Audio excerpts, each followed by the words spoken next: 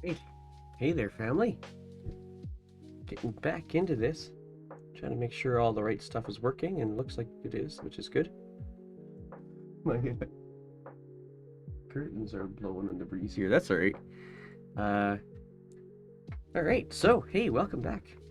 This is an unusual stream. I don't usually go at this time of day, and I have no idea what the result is going to be like. Not that it really matters to me too much today, because today is mostly just for what I wanted to finally accomplish. I have not been able to do homebrew for far too long. It has been really, really, really busy here. It's been January's been nuts.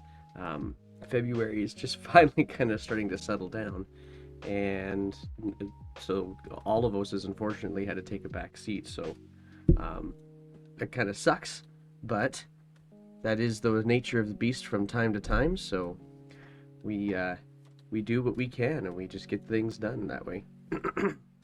Anyway, so today, the goal that I have is to see what I can do about finally finishing something I've started and got stumped on. So if you happen to be in the chat and would like to assist, I certainly will not mind by any stretch of the imagination. What I basically am doing right now is trying to connect a lot of the stuff that already exists in D&D 5th edition source books and connect them to Olivos. Some things are going to work really, really, really well. Some things don't. And I've already made some decisions for Olivos that impact some of these different subclasses. Like, as an example, the Order of Scribes. There's only a specific set of circumstances that a wizard could actually go into Order of Scribes, and that is because of the pantheons and lore and how scribes are actually frowned upon in the central areas of Olivos, in Wesmia in particular. So I wanted to see if I can get through all of the subclasses, because I haven't, which means I'm kind of behind, and I have I have 4 games going on in Olivos right now, and that's kind of dangerous territory when your whole world is still kind of being developed. So people are welcome to come and join me and help me finish these things off. And I kind of got a setup. I have not done this setup before. It's new to me. We'll see how well it goes. But basically, I'm gonna go right. Let's go right over here. Yeah. Let's do this. Right there. Yeah. So, I'm gonna share this screen here so that we can actually work on this a little bit better together. Yep. I do want to do that. And so basically, what I'm working on in here is I have this fun little tablet that allows me to do all my writing, and you guys can see it all on the screen too. I've gotten as far. I've gone through the Barbarian, a good chunk of the Barbarian already, but I haven't done I haven't done everything for the Totem Warrior. The Totem Warrior bothered me because in Player's Handbook there's only 3 totems that you can choose from. There's the bear, there's the eagle, there's the wolf. And in Olivos, they're great, but they're not the only main spirits that exist in Olivos. There's a whole bunch of them. They're all tied to this old culture called Balolan, called the Balolan culture, where they did worship animal spirits. And so I wanted to see if I could get at least a few more. Pardon me, a few more of these Balolan spirits represented in in the Totem Warrior. And so I kind of dove, and of course, Sword Coast has a couple as well. But so I basically said we're going to keep that elk totem and the tiger totem. We're not going to call it the tiger totem. You can kind of see I wrote it up here. I'm not going to call it the tiger totem. We're going to call it the puma totem instead, cause Olivos. And but otherwise it largely stays the same. And then the owl totem was one that I wanted to kind of deal with. So I've dealt a little bit with the owl totem here. I wanted to make sure that there was something for the orca and for the water in the book, because the water is everywhere in all. There isn't a country that doesn't have a coastline. So if that's going to be the way it is, then we really ought to make sure that the water is given some feature in the in the Totem Warrior too. Yeah, and so that's kind of where I'm at. But the problem is, Like, Orc is great until you get to 14th level. What are you going to do for 14th level? So here's kind of basically what happens. The...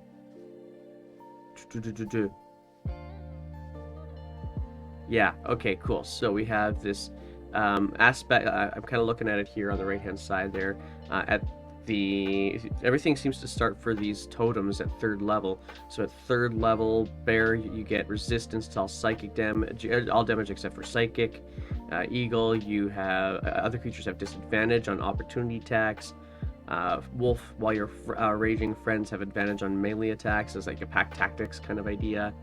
Similar stuff that I wanted to do for the Orca. So what I came up with the Orca is while you're raging, you're able to sense other creatures within a 30-foot radius, even if they're obscured from vision. And that's kind of tying into the Orca's almost blind sense that we're trying to go with here. And this thing's not working. Why aren't you working? I have been having challenges with my network of late, and it bothers me. It bothers me a deal. I would like to see if I can solve this thing, but it's not really allowing me too much to do that. I'm gonna try this out. See if I can get this thing to work. Gotta love it when networks decide that they're gonna do things on their own time. Let's see if we can get this thing to work. Be nice to be able to see this. Yeah. Oh, because it's got I got a certificate issue. That's what's going down. That is making the sense. Let's see if that solves the world. Let's go back here and try this again, shall we? It's thinking. It's thinking awfully hard. Well, either it works or it doesn't. I can still do this without it, I guess. There, that's better. That's what I'm talking about. Huzzah. Much, much better. Okay, cool. So, that's all really good. 3rd level, 6th level, you gain the might of a bear. You have the carrying capacity, eagle. You gain the eyesight, wolf. You gain hunting sensibilities. Orca, I got it so that you gain swimming speed. So basically, what they gave with the aspect of the beast level at 6th level is something that's a little bit closer, a little bit more akin to flavor, roleplay, that kind of thing. So that's kind of why I kept it there for the Orca as well. The 14th level is the one I'm really struggling with, and I don't know what to do with it. So I might have to look across a couple of different resources to kind of give me some brainstorms. But right now what I got is a bear. Of course, this is from Player's Handbook, the bear right here. While you're raging, any creature within 5 feet that's hostile to you has disadvantage against targets other than you. So this is kind of like, come and hit me, please, instead of other people. Eagle, and that's kind of leaning into the protection aspect of the bear. With the eagle, you have flying speed, so you are really like you sprout wings. And wolf, while you're raging, you get a bonus action, so that basically means that you can do the whole knocking prone thing. Let's go look and see what orcas can do. That might actually make a bit of a difference. Let's go look for an orca here. Okay. Or killer whale. Oh yeah, I won't do that. It'll be killer whale. Right. There it is. Killer whale. So, killer whales can hold their breath. Killer whales have a little bit of echolocation thing going on here. They have keen hearing, wisdom. But none of those really give me a whole lot more than. I mean, what I could do is I could provide them with a bite that is significantly stronger than the average bite, I suppose. That might be the best way to do an aspect of the orca, because I've already given a bit of swimming speed, and swimming speed and holding breath a little bit, and that came at 6th level. But 14th level, we need to give them something that's going to give them something that's much more mechanically useful, like this whole while you're raging you get a bonus action thing. Maybe what we'll do is we'll do bonus action bite. Bonus action bite. Yeah, let's do that. So while raging, get a bonus action bite. I don't know if I want to go with 5d6 because that kind of indicates the largeness of an orca. I'm kind of feeling that we should probably go bring it down a little bit. Barbarians have... I don't like that, actually. Now that I'm thinking about this, bonus action bite doesn't really feel good to me. Because we already do have so many things for barbarians that happen in bonus actions. But you're already raging, so you don't have to worry about bonus action anymore, so maybe that's okay. Let's go back and have a look at some stuff here, shall we?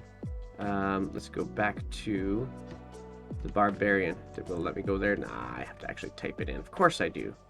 Subclasses. It's thinking. There we go. Subclasses. I see. I don't want to go to subclasses. I actually wanted to go to classes. Oh, it's not even going to let me do that. Fine. Be that way. Let's go all the way back to the beginning. Yeah, where are you, barbarian? There you are. Yeah. Okay, so barbarians. Let's see, where are we getting some bonus actions for you, barbarians? Just be sure that we're not missing stuff here. We're going to get bonus actions for you. Where are we here? Rage. There we go. Bonus action. Rage. Where else are we getting bonus actions? I'm not sure that we are getting a whole heck of a lot more locations of bonus actions. Enter your rage as a bonus action. You get bonus damage rolls. You can also end your rage as a bonus action. I don't know that I've ever actually really played that one. Had to play that one out a little much. Maybe I need to start doing that a bit more in my games. No, it looks to me like we're okay for the barbarians if we do that with the Totem Warrior. So bonus action bite. Giving them... Oh, how much do you guys think that would be? Let's go find out. Let's think about other creatures with bite attacks that are size medium. Bite attack size medium. That makes me feel like wolf. What's a wolf's bite? Kind of give me an idea. It's gonna have to be a bit more powerful than a wolf's bite. Oh, there we go. Maybe that's the decision right there, is that we just change the size of the dice. We make it... Oh, why is my screen doing all that wonky stuff? Oofta. Oofta. That looks ugly. Ugly. Of course. Okay, well, let me see if I can switch that up a little bit. Maybe make things a little bit easier on the eyes. Come back to that in a couple. There we go. Well, that's already a bit better. In any case. Yeah, so let's change the strength of the dice. Let's make it still make it a 5d something rather. So let's make it 5d plus strength. Bite is 5d4 plus strength mod. That'll be nice. There we go. 5d4 plus strength mod. You know what? That actually, I'm okay with this now. They're giving them a bonus action. I mean, other of these Totem Warriors, they're gonna... Oh, a Warg. Yeah, that's... I clicked on a Warg, I guess, to try that out. Yeah, Warg's got tough bites as well. It is based on their strength mods, too. Let's go look at Killer Whale again. One last time. Make sure I actually feel good about this. 5d4, that's gonna be like maximum 20 damage. That's still a pretty damn powerful bite. And based on, by the time they're 14th level, they're not far away from that kind of hit points anyway. So, you know, that's okay. I'm okay with that. And we just use the strength mod just like they did here. Yeah, okay. I'm good with this. Hey guys, Totem Warrior's done. That's kind of nice. So I only have one left for reviewing with the Barbarian. Then I'm ready to dive into the Bard. Let's do it. Okay. So Barbarian, Path of the Berserker. Okay, so this is what I'm going through this to make sure, for the just as you're tuning in, going through these subclasses that have already been published in in not Roll20, in in 5th edition by Wizards of the Coast. Let's get to my compendium here, and checking to make sure that they're actually going to fit Olivos, the campaign that I'm in. So if you're curious about Olivos, I think I actually put a command in there. I should look at that real quick. I'll put that up there in the chat if I did. Just let's have a look-see to make sure it actually did the things. I am looking on my CloudBot to see if I gave the command. I did. Cool. All right, so I'm going to just put that command out there. It is. So you could always look at what I've already got created in the Homebrew by going to that website. That lovely little website there has everything I've done so far except for these little things on the subclasses that I'm kind of working through right now. So you'll see all of the Pantheon, you'll see the some of the countries, because I haven't gotten to all the other ones that we haven't visited in any of the 4 campaigns that are playing in Olivos yet. But I have there's also a little bit about the faith, in particular in Wesmia, because that's where most of the campaigns are set right now. So we have Witchlight in Wesmia, which airs on Tuesdays, and that Witchlight in Wesmia is I mean, it's the Wild Beyond the Witchlight, but it's been ported to Olivos, and so it's set in originally in the port town of Roru in Wesmia, and there's also the Sunken Citadel, which is also just outside of Roru. Out beyond that, I also have another game that is a Candlekeep Mysteries ported to Olivos. Candlekeep Library is not in Olivos is called the Crystal Rock Temple Library, but the Crystal Rock Temple Library is not very big, not compared to Candlekeep. Like, Candlekeep is massive. Crystal Rock doesn't quite have all the same features, but it's the same. I'm still using stuff from the Mysteries to help design Crystal Rock Temple Library, and that's kind of one of those weird locations where somebody might actually come across an Order of Scribes wizard. Otherwise, they don't really exist in a lot of places. So, yeah. But in any case, I'm going through Barbarian stuff, and a lot of the stuff that has to do with the Barbarians deal with the Balolan spirits, particularly for humans and wood elves. Certainly, there are other tribal cultures that exist in Olivos, and I haven't really gotten a chance to dive into those too much yet. But I'm currently kind of dealing with the Barbarian subclasses that would be connected to Wesmia, to the places where all our campaigns actually are already, and then going further from there. That's what I'm doing. So we're talking Path of Berserker. Right. I lost track of what I was doing. I just started talking because, that's what I do. You guys just, give me something different to talk about too. I don't mind. Where am I here? I'm going for Barbarian. Let's go have a look at that Path of the Berserker. I wouldn't be surprised if a lot of what happens here, just fine. Rage is a means to an end, that end being violence. Path of untrammeled fury, slick with blood. As you enter Berserker's Rage, you thrill in the chaos of battle, heedless of your own health and well-being. Yeah, that sounds like a bunch of the Barbarians that I played, even if they don't choose this path. It just seems to be the way they hear the word Barbarian, and that's kind of what they feel like they're supposed to do. Not all Barbarians have to do that, though. Nonetheless, it looks to me like this one is a really basic class. I don't really want to mess with this too much, and I'm just going to say the Path of the Berserker. You're good to go. Oops. Wrong thing. Path of the Berserker, already well planned. So, Barbarian, okay, and we can see some of the different kind of cultures that you would have. This is not an exhaustive list, obviously. I'm kind of missing a few races here. I got a lovely little note here saying that I'm going to have to make up a culture for gnomes where they would actually have gnomish barbarians. I haven't done that yet. Do I want to do that yet? Gnomish tribes. Now, you know what? We're going to come back to those general cultures later. We're just going to deal with subclasses that are published today. Kind of takes me now, I guess, to the Bard. And this might just be super fast in some of these. I don't, because some of these end up being relatively Yeah, like if they are properly designed by Wizards of the Coast, then they should fit into any campaign setting. That was probably the only issue we had with Barbarians, was that particularly for the for the Path of the Totem Warrior, they didn't really give the totems that Olivos needed, and even the totems that were already published, they don't really fit the campaign setting. So I had to come up with a couple of other ones here instead. So got them, but that's basically all I'm doing is I'm going through all of these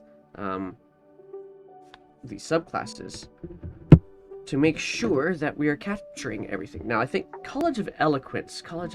Let's see here. College of Eloquence. I believe that is in Tasha's, if I remember correctly. And I have all these on Roll20. It's moving slower than Molasses in January. There we go. Okay, so Tasha's, right here. Let's make sure I'm not wrong. Bard, College of Eloquence. So I'm going from the bottom to the top just because it fits better on my paper if I do it that way. Alrighty, so College of Eloquence, master the art of oratory. These bards wield a blend of logic and theatrical wordplay, winning over skeptics and detractors with logical arguments and plucking at heartstrings to appeal to the emotions of audiences. Note to self, revisit work on a speech negating spell, necessity level, ear bleeding. That's actually, a speech negating spell would be brilliant. I think I like Tasha's idea there, just saying. Because if you can't speak, there are so many spells you suddenly would not be able to do at all. Mentally noted for the future. College of Eloquence. Okay, you're a master at saying the right thing at the right time. So this is the part that I'm slightly concerned about with College of Eloquence. Is I got to make sure that they're not kind of too scholarly based, because scholars are frowned upon in Wesmia in particular. It might not be true in other parts of the world, and so if it is too scholarly based, I have to say that they're probably not likely to be found in Wesmia. They're probably likely to be found in Wesleria, or Casteria, or Fuencia, perhaps. All these other locations, which for some demented reason I decided I was going to call them Iaz. I might have to change some of these countries' names because they're a little cammed. Okay, so third college, as a bonus action, you can expend a bardic inspiration on a creature you see within 60 feet of you. That's not bad. Spin words laced with magic that unsettle a creature and cause it to doubt itself. Ooh, yeah, okay, cool. Causing doubt, unfailing inspiration. Your inspiring words are so persuasive. These are just inspiring words. Okay, cool. Universal speech. You gain the ability to speak, to make your speech intelligible to any creature. That's kind of cool. And once you use this feature, you can't do it again later, or for a long time. When you successfully inspire somebody, the power of your eloquence can now spread to someone else. Yeah, so College of Eloquence, it really does not seem to be too scholarly driven. And so they're probably going to be okay in all locations. So let's not mess with that. But College of Eloquence, y'all are okay. College of Creation. Now this could be a little bit more interesting. Bards believe the cosmos is a work of art. Okay, hang on. Tasha's comments, I always enjoy. One bard's song of creation is the score to another person's nightmares. Oh, that's marvelous. The creature of the first dragons and gods, okay, I believe is a work of art. The creation of the first dragons and gods. In this case, if you're a College of Creation bard, then you would probably feel like, like it's Olalos and Cotinellos, who are the prime deities in the human and even wood elven cultures, the Semillan culture in particular, and the Castillan culture. So we'll just put a little note here. I'm gonna get College of Eloquence out of the way. Put a little note here. The thing, so if it comes right down to it, who are the Creationists? Well, the Creationists are Olalos and Cotinellos. were creationists for the largest pantheon, for the Olivon pantheon.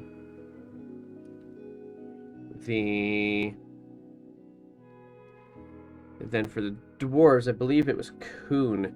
Kuhn the Blind was the creator of dwarves. Would be, if we're talking about creationists, creation of dragons and the gods. If we're talking about the dragons, it's not so much that the dragons were created by deities, although when it comes right down to it, they still believe that a lot of the Dragonborn still believe that the dragons were actually created by a supreme dragon being. It's not Tiamat, and it's not Bahamut. In this case, it's Barated, which is a mouthful. Barated. But what is most important about Barated is not only did he create dragons, but he also kind of created this treatise that told dragons how to live. Barated is a gem dragon in main culture, in main form, but exhibits aspects of all of the chromatic gem and metallic dragons. Maybe not always visible, but so yeah, definitely that would be a good one there. Interesting point. There is no lore that I've designed yet for halflings or for gnomes or such. And there is a high elf section of the world that will have their own pantheon as well. I believe Ilsaluma is their prime deity, if I remember correctly. Ilsaluma. Yeah, I think that's pretty much it. Ilsaluma. As our creationists. I guess the other creationist we have is the Phoenix in the Olivon pantheon. Oh, what's the Phoenix's name? I have to look that up again. The Phoenix, because the Phoenix is also the bringer of life in Olivos. Yeah. Okay, so those are the ones that they would probably connect to most. Yeah, and you can see that a little bit further on. The bards of the College of Creation draw on the primeval songs through dance, music, poetry. Their teachers share this lesson. Before the sun and moon, there was the song, and its music awoke the first dawn. Its melody so delighted the stones and trees that some of them gained a voice of their own, and now they sing too. Learn the song, students, and you too can teach the mountains to sing and dance. Well, they'll probably refer the song as whichever deity it is that they're going for. Maybe.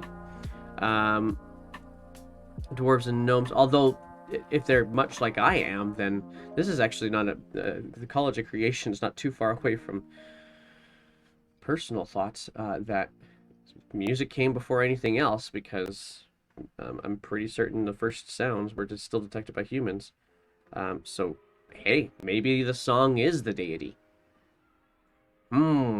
The song is the deity. The song is the deity.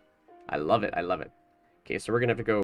The song is the deity. Songs created. Song is the deity. Did the songs create the gods? Songs created the gods? Is that how it happened? Did the songs do that? Well, we're gonna have to come back to that one. Songs created gods. Okay. The dwarves and gnomes often encourage their bards to become students of the Song of Creation, and among Dragonborn, it's revered for legends portraying Bahamut and Tiamat. Okay, so they're saying that songs came after Bahamut and Tiamat, and yet earlier on they're saying before the sun and the moon there was the song. So now the cool thing is that the sun and the moon, Yunlil and Relicu, in Olivos, they are children of Olalos and Cotonelos. So maybe that's okay. Songs created the gods. Songs used to create gods. Maybe because, the whole concept of procreation amongst gods is kind of a whatever you want to do, you cast out some sort of divine energy and huzzah, here's your child? Or do they actually have carnal relationship and huzzah, there's your child? Maybe the songs are used to create lesser gods, or to ascend. I like it, actually. I really like that one. We're gonna let's say that songs are used to create gods or to ascend. Yeah, let's do that. Songs didn't create the gods. There was the original gods who invented the concept of organized sounds, rhythms, pitches, blah, blah, blah, blah. I like it. And then they used those as waves to create gods or to ascend. That's going to be interesting, though, then, because as soon as we start talking about the god of the arcane, how does he get his power? How did he make the arcane? And that's going to be kind of important because one of the big campaigns I really want to run is centered around that concept of how he made arcane energy actually manifest. And so College of Creation might actually get really, really connected to that. Where songs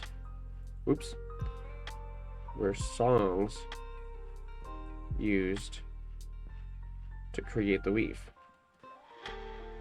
create arcane energy. That's not a bad idea, because then you can also still segregate songs from the sacred to the secular, which would be kind of nice. Sacred versus secular. Yeah. Okay, cool. Okay, so College of Creation, we're getting some stuff in there. Let's see what else. What do you guys get in College of Creation? And really, I'm not looking to do a whole lot of mechanical stuff in these subclasses. I just really want to see if I can connect these lore things to all of us a little bit better. So they get a mode of potential. You can utter a note of the Song of Creation, or from the Song of Creation, to make a mode of potential. Part of E. That's a hydrate moment, I think, if anything. Yeah. All right. Okay, so when the mode is intangible and invulnerable, it hovers. It looks like a musical note, a star, a flower, some other symbol of art or life that you choose. When they do this, the mote prevents. When the creature uses the die, the mote provides an additional effect based on whether the die benefits an ability check, attack roll, or saving throw. So if it does an ability check, it does this. Okay, cool. That's fun. Performance of creation. As you channel the magic of the Song of Creation to create one non-magical item. Okay, cool. Yeah, okay. So manifest something in your hands, basically. Cool. When you create an item with this feature, you can't do so again. Yeah, that's fine. Animating performance. Ooh, so not only are we going to have a non-magical item, we're going to give it some activity. We're going to make it a dancing thing. Use the dancing item stat block. Cool. Tash, I made that. Part of me. Oh my gosh, I think I might have to do a bit of a break here in a bit to go get some coffee before work starts. Woof. Okay, anyway. The item takes your initiative count. That's cool. So you're basically creating for yourself a spiritual weapon, but through arcane purposes. Okay. Wait. That's the question, though. Because when it comes to the College of Creation, is your magic considered arcane or divine? It has to be divine. It has to be divine. A College of Creation bard has to be divine in nature. Because of the nature of how its creation works.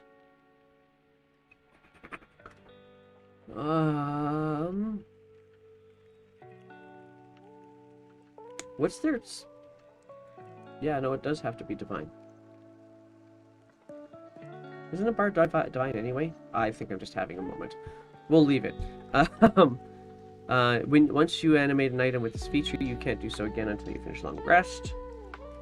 that would be an interesting thing to start talking about with regards to the bard, because some of the... It kind of depends on what the bard spell class is like, or spell list is like. Let's go look at the bard spell list. Let's see what this is like right now. Roll 20 again. Let's go. Can I do a bard? You know what? I'm gonna go find a different source. Bard spell list. Oh, I won't be able to get it on there. Let's go here. D&D Beyond. Never a bad idea. So, yeah, most of these already look like they're something that clerics or paladins can do, druids can do.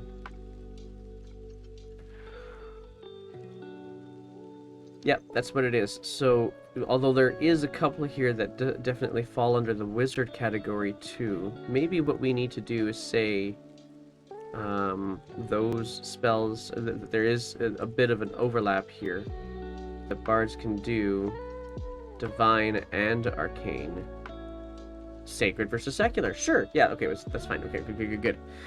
Gotta get these overarching ideas done, because before I start messing around with what they are, I kind of need to make sure I don't mess around with what they already are. Without actually having good reasons for it. When you use your performance of creation feature, you can create more than one item at once. Cool. Okay, so you can do as many as 2 items, or as little as 2 items, and you're no longer limited by the gold value in creating items with the performance of creation. What was the gold limit value? Performance of creation. Can't be more than 20 times your bard level. So, if your bard level, hang on, college creation, 20 times 14, what the heck? That's 280 gold. Those are some beefy items that you can start making by the time you're 14th level.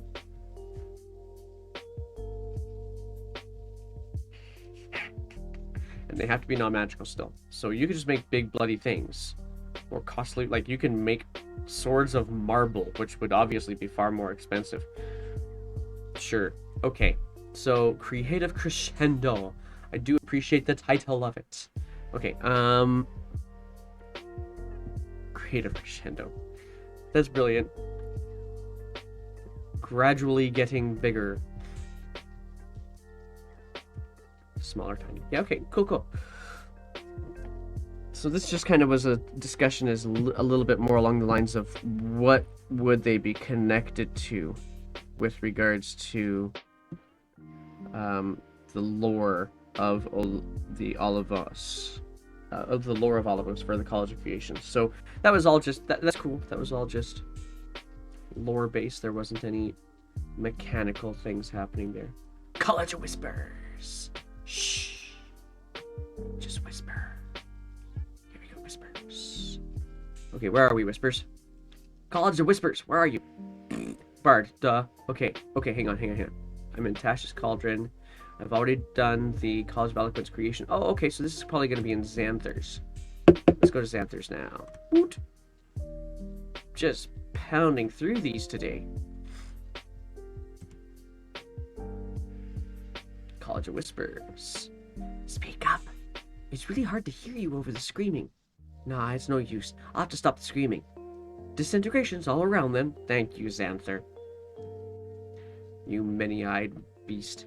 Okay, College of Whispers. They get a couple of, they just tabled it. Okay, I thought that was the spells list. Nope, we're good. So they first get Psychic Blades. Fine. Anything in all of us that would say that you need to have specific access for psychic stuff? I'm going to say no. Let's go back up here to that lore here. Most folk are happy because that's what I'm trying to do here, right? Happy to welcome a bard into their midst. Whispers use this to their advantage. They appear to be like other bards, sharing news, singing songs, and telling tales to the audiences they gather. However, they are wolves among sheep. These bards use their knowledge and magic to uncover secrets and turn them against others through extortion and threats. These guys are spies, and I love it. Viewing it, most other bards hate them, view them as a parasite, uses the bard's reputation to acquire wealth and power, which is exactly what you just described in the first paragraph. For this reason, The college very rarely reveal their true nature. They're very secretive. They are totally spies. Yeah, these are totally singing spies. No, we can leave that alone. There's nothing I want to change about that. Okay, our singing spies. Maybe we might actually get into the cleric today, which would be the cleric's gonna be a beast. Oh no! Oh no, my frames. Oh no, my frames. Apologies to the frames. Frames. That's what I have to say about that. Welcome back. Okay. Yeah, there's nothing I want to change about this because it is super portable into Olivos. So let's not mess with a good thing, right? College of the Swords. Here we go. College of Swords are called blades. They entertain through daring. Oh yeah, they do the things. Okay, cool. They do the things because you know that was definitive. Whatever.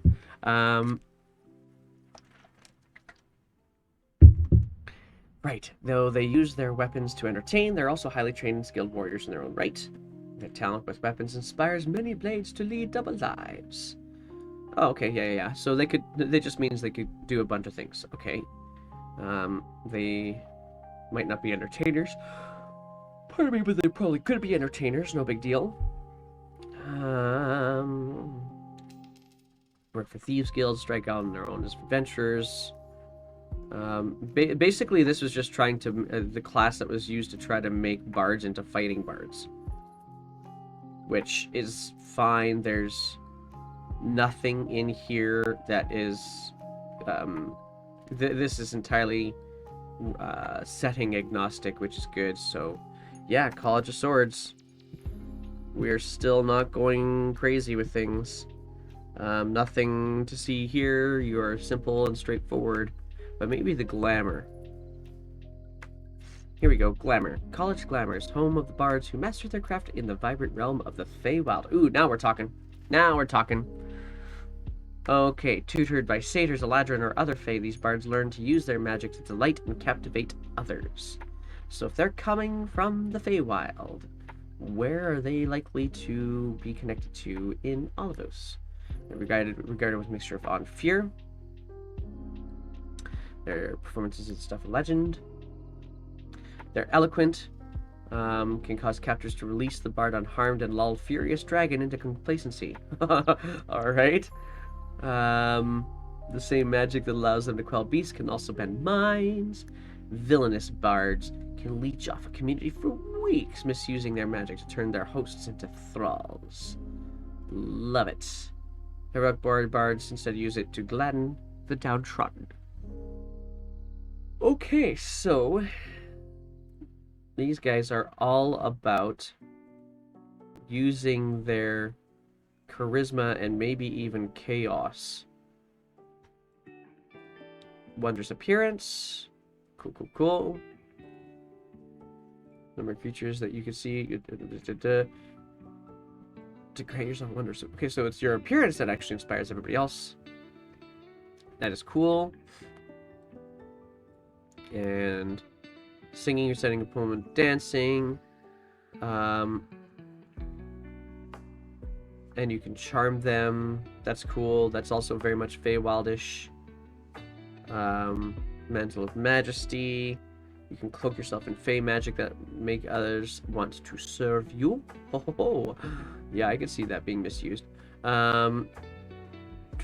Another charm, and you basically get the command feature out of it, or the command spell out of it, which is kind of nice. More lovely and fierce. You can assume a magically majestic presence for a minute. So basically this is a lot of illusion and charm, which makes sense because, you know, Feywild. So if I'm trying to figure out if there is a specific location where the College of Glamour Bards are going to be most common. And I'm gonna say that there really isn't a specific location that stands out. So if there isn't a specific location that stands out, then No, we could just leave that alone for the most part. I feel like there's some opportunities here for some background lore, but once we get to some more stuff that actually connects all of those to Feywild. And right now what we have is Prismeer. Prismeer is obviously connected to the Feywild, and deeply, actually, for that matter, too. Drag queen shows. Yes. Hey there, spindles. Drag queen shows. Yeah, where am I going to find drag queen shows? You're probably going to find them in Fuencia a lot in Fuencia. You might find them a little bit less commonly in Wesmia, but you're going to find them in Fuencia for sure. That makes me, that's a good point. You know what? You had to say that. And so they're probably going to be most common in Fuencia because of the nature of illusion and charm that happens in that principality. So, most common in Fuencia. Doesn't mean that they won't be everywhere else.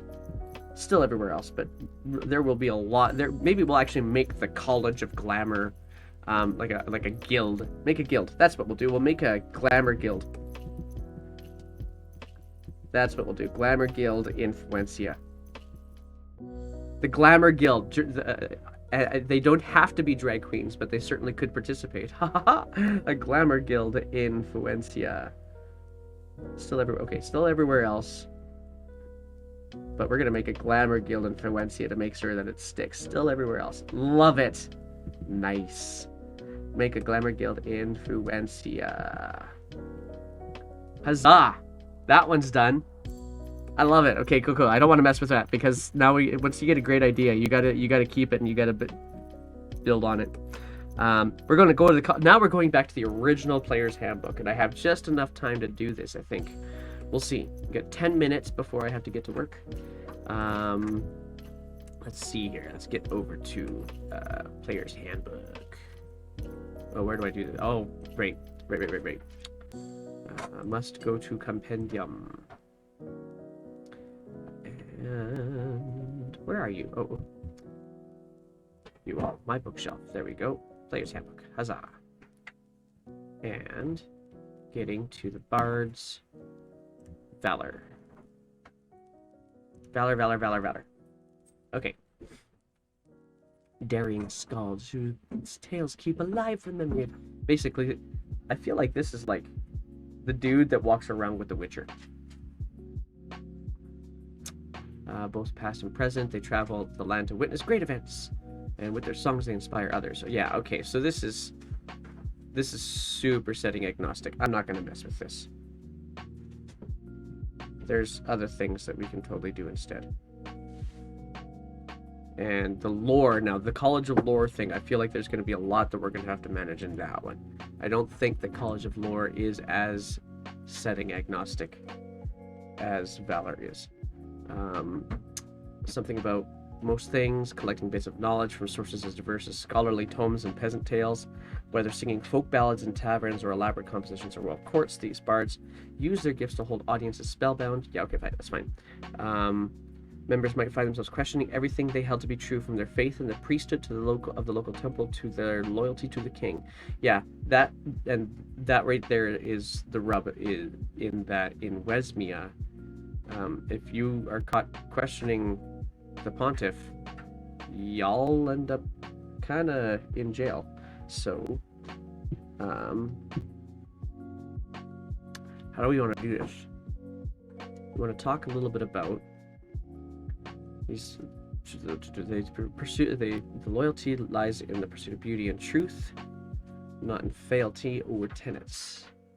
So like the unsacred sacred singers and the unsecular secular singers. That's kind of interesting. Okay. That makes things all complicated. The college's members gather in libraries and sometimes actual colleges. So what that's going to mean is that College of Lore is probably not going to be... They're going to be frowned upon in Wesmia, but embraced in Wesleria. Because of their penchants for questioning authority.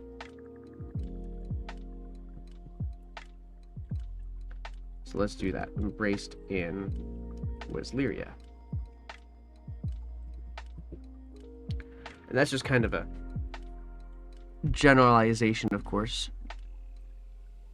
However, if they are a College of Lore Bard, can they work for the Pontiff? Can they work for the Mystic Mother? Can they I suppose they could. They might just be caught questioning themselves a lot. Noble who keeps with such a bard as a herald or advisor knows that the bard would rather be honest than politic. And that's good.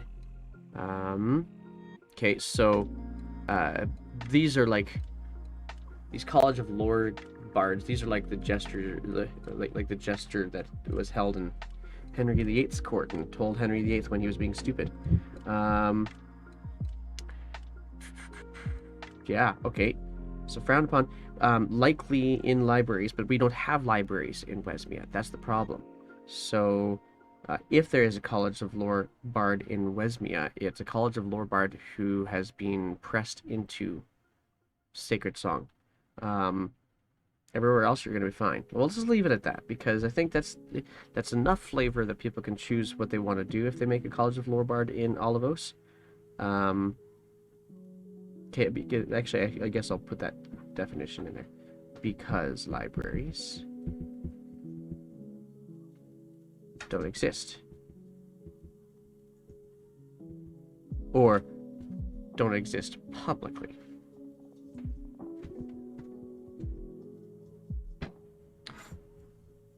That'll do the trick. Yeah, and so if you want to find any sort of lore or any sort of knowledge, these would be the ones that you would... These would be the bards that you would surround yourself with if you wanted truth and didn't want smoke blown up your butt. I guess is the easiest way to describe that. Wow, that was a successful morning. I've been so far away from doing homebrew that it is sad. I'm probably gonna try and make a bigger deal of doing this on a regular basis, because it fills my soul to know that the world is almost ready for the players that are already in it. So like Spindles, you're in one of the games, right? So like I've got you in Wesmia, but I haven't got everything designed, and that's just, I don't know. I don't like. I'm ready for everything. Don't get me wrong, especially because you're not really even in Olivos right now. You're kind of more in Prismere, but still, for the groups that I have, I need to be a little bit more ready than I have been for all of the things. And so far I've been lucky. So far, you guys have all made it lucky that I have only had to work about one or two things at a time. For example, the hardest thing I had to deal with was the character that was originally in Witchlight and Wesmia, the Warforged, if you will, this miniature Warforged, and where they came from really had to make me think a little bit about, right now, where they came from and how they got there, how they got designed there, why they were designed, all that other fun stuff. We never ended up finding any of that stuff out, which is maybe good for me, because now I can actually go back and make sure that the lore tied to that location is accurate, or that it actually makes sense. And it's not bad. It's not that the lore that we had was disconnected by any stretch, because it is probably all still going to be used. Yeah, I totally agree. They were a great fit. You was a perfect fit for that group. But you know, life happens, and we want to make sure people stay safe and stay comfortable and healthy and such. And D&D is supposed to be something that we use to kind of get that escape, right? Like obviously I'm kind of doing right now, and so it's kind of too bad. But people have to be allowed to do things the way they need to for their lives too. And when we're doing everything online, it kind of gives us that opportunity to bring some other people in as we need. But more often than not, I've actually found that everybody's able to stick. And that's kind of nice, because, of course, you do want to have a continuity in the game. But you also want to be respectful of the fact that, well, first of all, you was in the Philippines, or Bread was in the Philippines. I'm in Alberta, which is like the Philippines of Canada. And it's, so at least there was that connection. But we're on completely different sides of the planet. That there's going to be challenges that come up, right? So, and the same thing kind of goes with me. If something were to have suddenly come up, I'd hate to have to change the schedule, but you know, if the other half of the marital relationship that I have suddenly has a significant need, I gotta go and help, and I gotta be, and you guys would forgive me if I have to do that for a week. We've seen that happen with Dynamite, where some family things happened, and he needed a week away. We're forgiving. That's also the really cool thing about the D&D communities that I'm involved in, at any rate. Everybody's in it for each other, even if you've never even met each other before. Like the heartfelt sympathies and empathies, and for those who pray, then the prayers that we offer each other in our groups for the in real life stuff, enhanced by the fact that we actually have this enjoyment through D&D.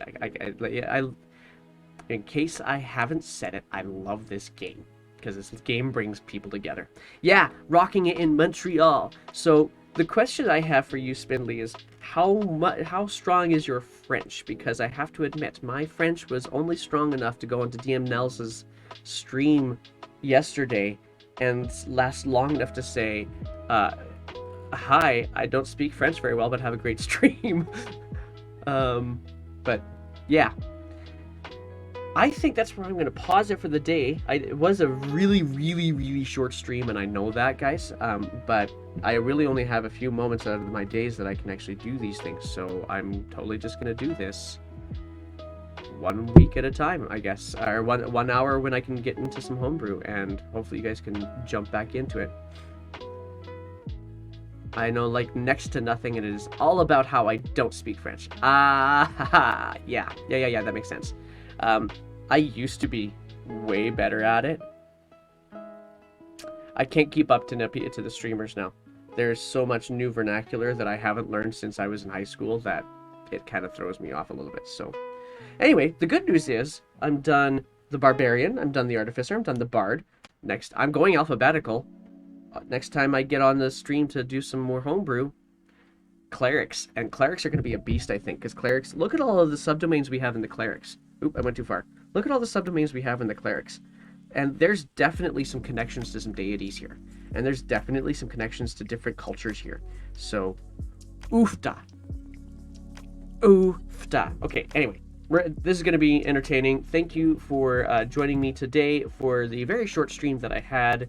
I hope you guys have a marvelous day. May your dice be natural 20s, and may your bards be eloquent. Thank you guys very much, and have a good one.